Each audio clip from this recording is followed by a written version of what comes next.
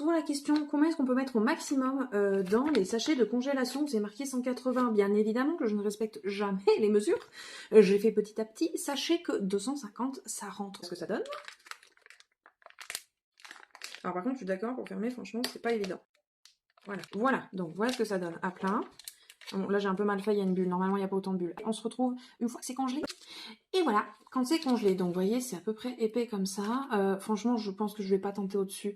Ou alors 260, parce que je sais pas si vous vous êtes rendu compte, mais quand on décongèle, je trouve qu'il manque toujours 10 millilitres. Je pense que c'est ce qui reste dans le sachet, ou alors c'est quand ça s'expand.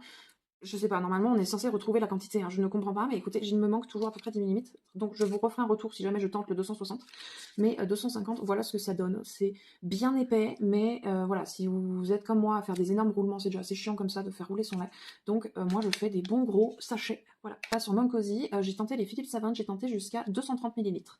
J'ai pas eu le temps, j'en avais plus, donc je peux pas vous faire les Philips, j'en ai plus. Le jour où je vous en rachète, je vous refais un retour.